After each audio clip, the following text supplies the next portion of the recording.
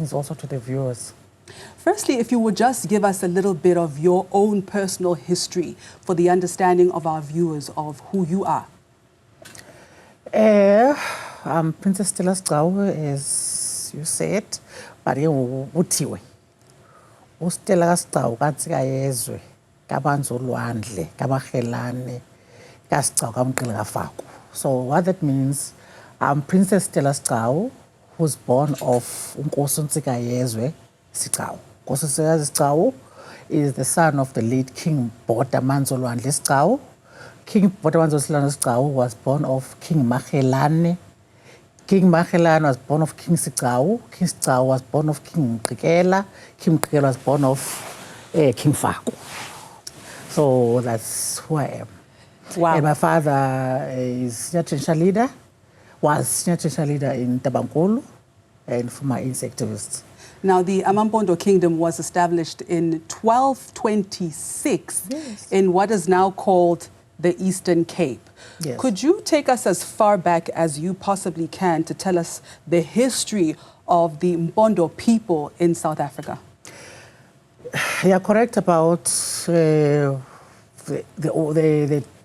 years. Mpondo actually, they originate from what we call Abambo. So Abambo migrated from the Great Lakes, East Africa, and we spent a lot of time around about the area in south of Zambia and then Swaziland. And then actually we've got about 9 kings were buried between the border of South Africa and Swaziland. And then we moved towards where we are, as Mpondo, where Gauteng, where most of our kings are buried, and then there's also Nyandini. I know that currently you are campaigning for the language to be recognized as one of the official languages in South Africa. Now, given the prominence of the Mpondo Kingdom, why do you think it is that the language has not been officially recognized? Okay, first and foremost, I would like to be specific. Mpondo, their kingdom. Sometimes there's a confusion that we're a clan of something else or what. We're a kingdom with a long history, a very strong heritage, and our specific language. So that's why we are campaigning for our language to be recognized and be scientifically researched and be part of the recognized languages of South Africa. I'm so happy you've started that process, and this is the reason why these conversations are so important. And also it's important to us, but at least the language, because language is part of identity. It's like this blanket that I'm wearing, Twalibai. It defines me as Mpondo. Yabo. Kobok. So even our language. So if it's not taught, even the elders, they pass away with that knowledge, and then now our future generations won't be able to know our language. So it's important that there are people who speak the language, we speak the language, we need our language, we need books on our language, we need our language to be taught at schools, especially also in our area. And representation in the media. In the media, or movies. In Mpondo. Drama series and even documentaries. Let's talk about who are, our roots, our heritage, our culture, our customs. And Mpondo have a very rich history, culture, customs, distinct language, as we've just spoken about, traditional, unique, colorful regalia. You look like a queen. Yes. So I want to talk a little bit about the festival because it's in its 18th year now, such an important platform. In what ways is it playing a role to preserve the language, the culture, the customs of the Mpondo people and the kingdom? Mpondo Culture and Heritage Festival, Umgubo of Mpondo, was the first, let me start from this way, was the first of its kind in the Eastern Cape. And for us specifically as Mpondo, it's about sharing our culture, celebrating who we are, embracing our heritage, for our kids to know who we are, and for other cultures to know about us. That's why the Mpondo Festival is not only limited to Amampondo. We share a lot with other cultures. So it's also about promoting unity in a diverse of cultures, and also preserve our language, history, and so forth. What activities can revelers, attendees expect to experience at the Mpondo Festival? There's a lot. Let's start with our land is beautiful. So just the scenic part of Mpondo. And then abantu bethu, they're very hospitable. Banobuntu, always welcoming. So the hospitality of Mpondo, the pride that we have in terms of our culture and heritage, the beauty of our culture, and also the, even our dress code is different. So if somebody comes there, they will say, bye,